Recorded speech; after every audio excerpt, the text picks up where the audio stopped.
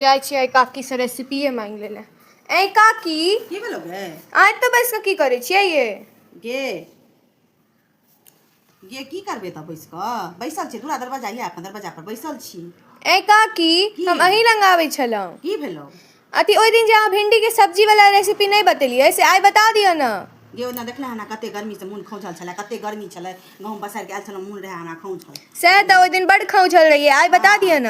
किया तोरा बड़ नीक लागलो ओइ दिन देलियो से? हाँ अहाँ के बनायल सब्जी बहुत टेस्टी छले। तू हमरा नहीं नीक लागैया।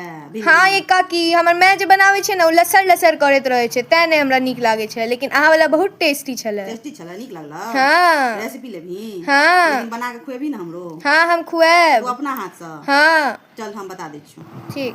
देखी की करबी, भिंडी के बढ़िया से धोई क बना क काट लेबही नम्हर नम्हर, बेसी भुजिया जका नहीं काटे के छै बुझलही। आ लोहिया में तेल ध क ओकरा खूब गरम क लेबही, तेल के खूब जौन गरम भ जेतौ ओइ के बाद ओइ में भिंडी के ध देबही।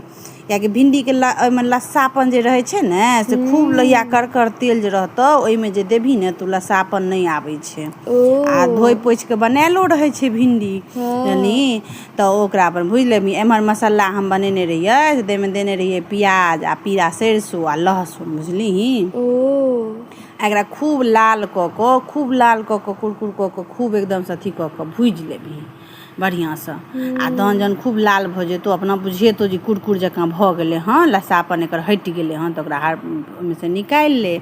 आ हम ओइ दिन जे बनेने रहियै से ओहिमे दूगो कुम्हरौरियो देने रहियै बुझलही। त ओहिमे कुम्हरौरी के की केलियै, वएह तेल में दूगो के भुज लेलियै आ भुज के निकालि लेलियै।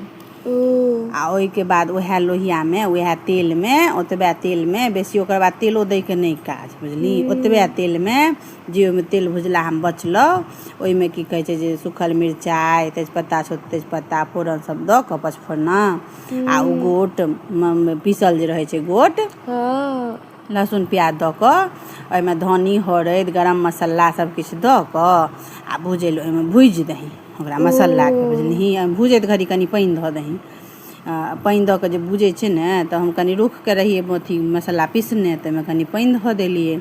आ ओकरा पानि ध क नमक ध क मने अपन स्वाद अनुसार आ ओकरा की केलियै त कनि धीरे कम आँच पर में ध क भुज देलियै। कनि मेथी पत्ता सेहो देलियै बुझलिही।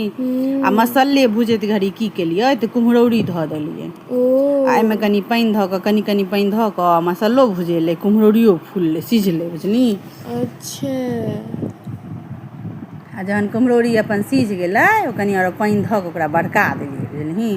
कुम्हरौरी जहन सीझ गेलै ओइ के बाद ओइ में भुजल जे भिंडी छलौ बुझलिही से ओइ में खसा देलियै।